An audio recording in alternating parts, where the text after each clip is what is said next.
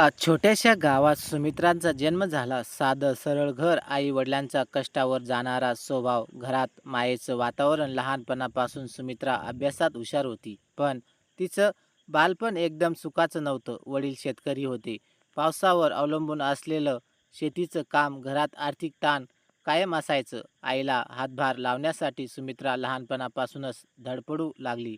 शाळेतील मुलं खेळत असताना ती आईसोबत पाणी आणायला, जनावर सांभाळायला किंवा शेतात मदत करायला लागायची. तरीही अभ्यास सोडायला नाही.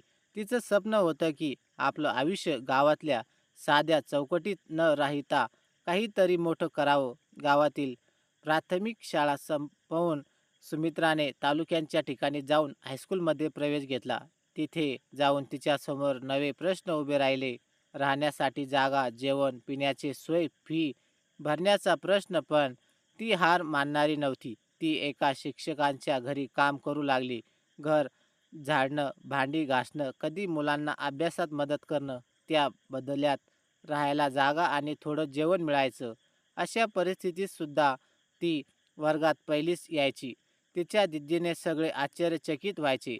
12वीला चांगले गुण मिळाल्यावर सुमित्राला शहरातल्या कॉलेजमध्ये प्रवेश मिळाला. तिथे नवीन जग उघडलं. रंगीबेरंगी कपडे घालणारी, मोकळेपणाने बोलणारी मुलं पाहून सुरुवातीला ती बाजूली, पण तिच्यातला आत्मविश्वास हळूहळू वाढत गेला. ती रोज कॉलेजला जाण्यासाठी बसने प्रवास करायची. हातात नेहमी पुस्तक असायची. वर्गात प्रश्न विचारणं, वादविवाद स्पर्धा जिंकणं, निबंध स्पर्धेत बक्षीस मिळवणं, यामुळे तिचं नाव कॉलेजमध्ये झळकू लागलं. तिचं स्वप्न होतं अधिकारी होण्याचं. गरीब घरात जन्म सुद्धा आपल्या मेहनतीने आयुष्य बदलात येतं हे दाखवायचं होतं. कॉलेज संपल्यावर स्पर्धा परीक्षा देण्याचा निर्णय तिने घेतला. पण अभ्यासासाठी पुस्तक, फी, क्लासेस यासाठी पैसे लागणार होते. वडिलाकडे तेवढी सोय नव्हती. सुमित्राने ट्युशन घेणं सुरू केलं. सकाळी मुलांना शिक्षण, दुपारी अभ्यास, रात्री पुन्हा शिकवणं, असा तिचा दिनक्रम झाला. कधी कधी थकून जायची, डोळ्यात पाणी यायचं, पण आईचे शब्द आठवले की ती पुन्हा उभी राहायची. "बाळा, मेहनत केल्याशिवाय नशीब बदलत नाही. तुझ्यावर आमचं स्वप्न आहे." काही वर्षांच्या तरी नंतर शेवटी सुमित्राचा निकाल लागला. तिला सरकारी नोकरी मिळाली. गावातली मुलगी जी एकेकाळी शेतात मातीशी खेळायची, आज ती अधिकारी बनली होती. गावात परतल्यावर तिचं स्वागत झालं. आई वडिलांच्या डोळ्यात अभिमानाने अश्रू होते. त्यानंतर तिच्या आयुष्यात लग्न, संसार, जबाबदाऱ्या या टप्प्याही आले. पण तिने आपल्या कामातून गरीब लोकांसाठी, महिलांसाठी, मुलींच्या शिक्षणासाठी खूप काम केलं. तिची स्वतःची कथा जिद्दीची होती. म्हणूनच ती इतरांना प्रेरणा देऊ लागली. नोकरी लागल्यावर सुमित्राचं लग्न ठरवलं. वरच्या घरचं सुद्धा साधं सरळ होतं. पती रमेश सरकारी बँकेत नोकरी करत होता. दोघांचं लग्न अगदी साधेपणाने झालं. सुरुवातीच्या दिवस तिला खूप आवडले. आयुष्यभर फक्त संघर्ष केल्यावर सुमित्राला आता थोडासा आराम मिळत होता. रमेश स्वभावानेच शांत, समजूतदार आणि तिला प्रोत्साहन देणारा होता. सुमित्रा रोज ऑफिसमधल्या कामात गुंतायची, तर संध्याकाळी घरी रमेश सोबत साधं पण समाधानाचं आयुष्य जगायची. थोड्या दिवस तिला पाहिलं अपत्य झालं.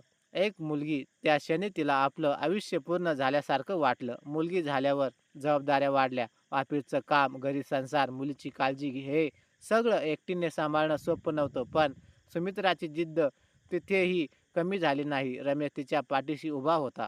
"तू हवं तर ऑफिस सोड, मुलीवर लक्ष दे," असं रमेश म्हणाला. पण सुमित्राने नकार दिला. "मी जे काही मिळवलंय ते खूप कष्टाने. आता ते सोडणं म्हणजे माझ्या कष्टाचा अपमान." ती सकाळी लवकर उठून घरची काम करून ऑफिसला जायची. संध्याकाळी परतल्यावर मुलीला अभ्यास शिकवायची. कधी-कधी थकून निघून जायची, पण तिच्या चेहऱ्यावर कधी निराशा नाही. नोकरीमुळे सुमित्राला अनेक लोकांशी संपर्क आला. गरीब मुली शिक्षक घेऊ शकत नाहीत. घरातल्या परिस्थितीमुळे त्यांना शाळा सोडावी लागते. हे पाहून तिचं मन हेलावलं. तिने ठरवलं, मी काहीतरी बदल घडवणार. तिचं ऑफिसच्या सहकाऱ्यांना घेऊन गावागावात जाऊन मुलींच्या शिक्षणासाठी मोहीम सुरू केली. मुलींना पुस्तके, कपडे, शिष्यवृत्ती मिळवून दिली. तिच्या प्रयत्नामुळे अनेक मुली पुन्हा शाळेत जाऊ लागल्या.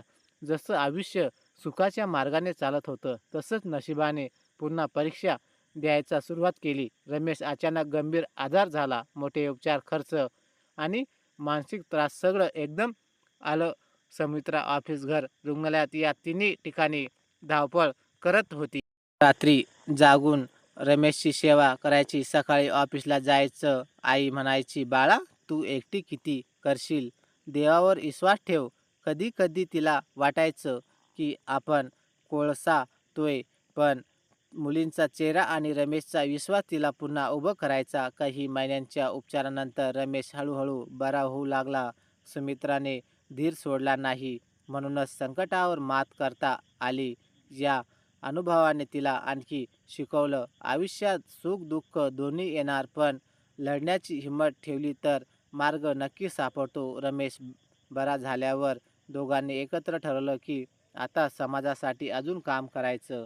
मुलगी ही हळूहळू मोठी होत. सुमित्रांची मुलगी अनुष्का हुशार आणि अभ्यासू होती. लहानपणापासूनच आईला पाहून तिच्यात मेहनतीची आणि जिद्दीची वृत्ती आली होती. शाळेत नेहमी पहिली येणं, स्पर्धा जिंकणं हे तिचं नित्याचं झालं. सुमित्रा स्वतः ऑफिसमधल्या जबाबदाऱ्यामध्ये गुंतलेली असली तरी मुलीच्या अभ्यासात कमी पडली नाही. ती म्हणायची, "अनुष्का, माझ्यासारखं आयुष्यभर संघर्ष करायचं नसेल तर तुझं भविष्य तू स्वतः घडव." रमेशकडूनही मुलीला प्रोत्साहन मिळालं. तिघांचं छोटं कुटुंब आता एकमेकांच्या सोबतीने पुढे जात होतं. अनुष्केचं स्वप्न होतं डॉक्टर होण्याचं. गरीब रुग्णाची सेवा करायची, त्यासाठी काहीतरी करायचं हे तिचं ध्येय होतं. पण डॉक्टर होण्यासाठी लागणारा खर्च प्रचंड होता. सुमित्रा आणि रमेश दोघेही चिंतेत पडले.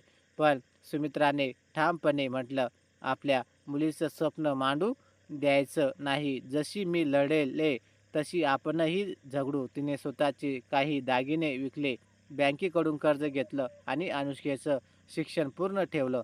दरम्यान सुमित्रांच्या सामाजिक कार्यक्रमामुळे तिचं नाव जिल्ह्याभर गाजू लागलं. मुलींच्या शिक्षणाची जवळजवळ उभी करणारी अधिकारी म्हणून तिचा उल्लेख होऊ लागला. अनेक ठिकाणी तिला भाषणासाठी बोलावलं जाऊ लागलं. तिच्या शब्दात अनुभव होता म्हणून लोक भारावून ऐकायचे. "मी गरीब घराण्यातली मुलगी आहे, पण शिक्षणाचे माझे आयुष्य बदललं. तुमच्या मुलीचं भविष्यही शिक्षणात आहे," असं ती नेहमी सांगायची. रमेश सुमित्राच्या मागे भक्कमपणे उभा राहिला. कधी लोक म्हणायचे, "बायको इतकी पुढे गेली, तुला वाईट वाटत नाही का?" रमेश हसून उत्तर द्यायचा, "माझा अभिमान आहे की माझी पत्नी एवढं चांगलं काम करते. तिचं यश म्हणजे माझंही यश आहे." ही समजूतदार नातीमुळे सुमित्राचं आयुष्य अधिक मजबूत होतं गेलं. काळ पुढे सरकत गेला. अनुष्का डॉक्टर झाली. तिचं करिअर सुरू झालं.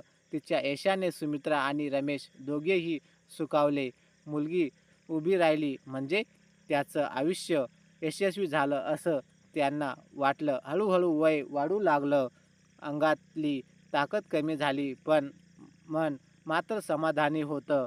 गावात अनेक सुमित्राकडे आदराने बघत, "सुमित्राताई, तुम्ही आमच्यासाठी देवदूत आहात," असं अनेक जण म्हणायचे. एका दिवशी गावातल्या शाळेत सुमित्राला प्रमुख पाहुणे म्हणून बोलावलं.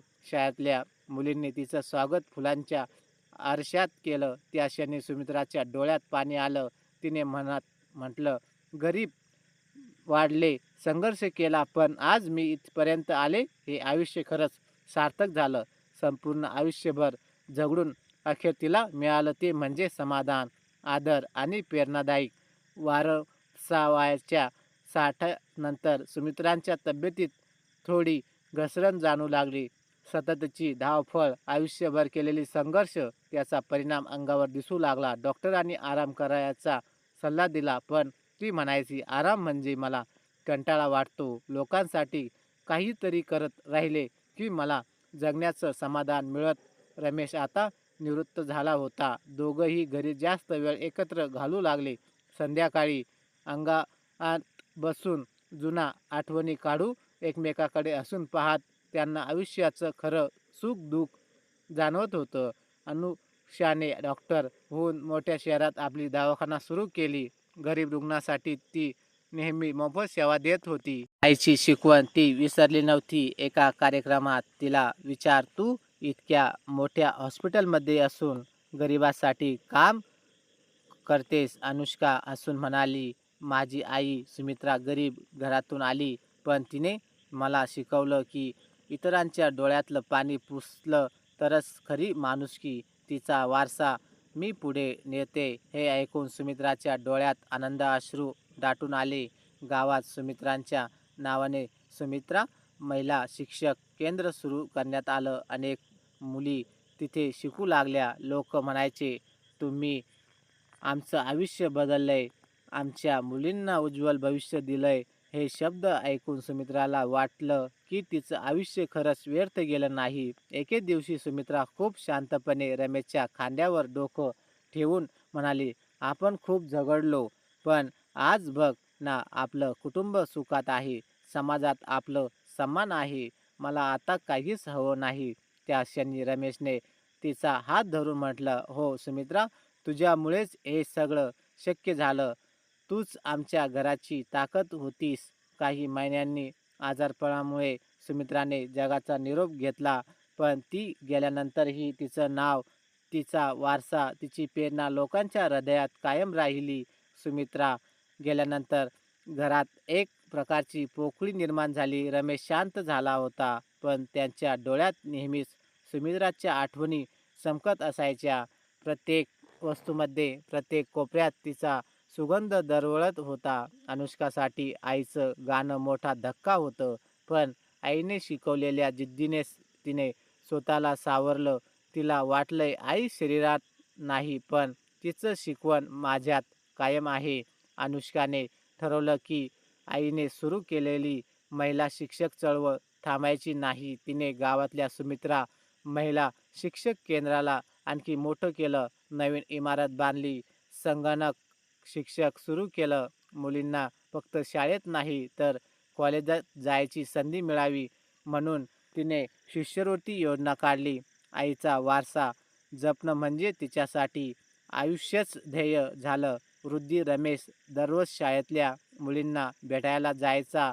तिथे मुली आदराने त्याला आजोबा म्हणायच्या. तो हसून म्हणायचा, "मी काही नाही, तुमच्या सुमित्राताईमुळे हे सगळं झालं. त्याचं स्वप्न तुम्ही जिवंत ठेवताय." रमेशला वाटलं की जरी सुमित्रा नसली तरी तिचा श्वास अजूनही समाजात आहे. काही वर्षांनी जिल्ह्यात मोठा कार्यक्रम झाला. त्यात सुमित्राला जीवन गौरव पुरस्कार मरणोत्तर देण्यात आला. अनुष्काने तो पुरस्कार स्वीकारताना डोळ्यातून वाहणारे अश्रू पुसले आणि म्हणाले, "हा पुरस्कार माझ्या आईचा नाही, तर प्रत्येक त्या मुलीचा आहे, जिने संकटात मात करून शिक्षणाचं स्वप्न पाहिलं."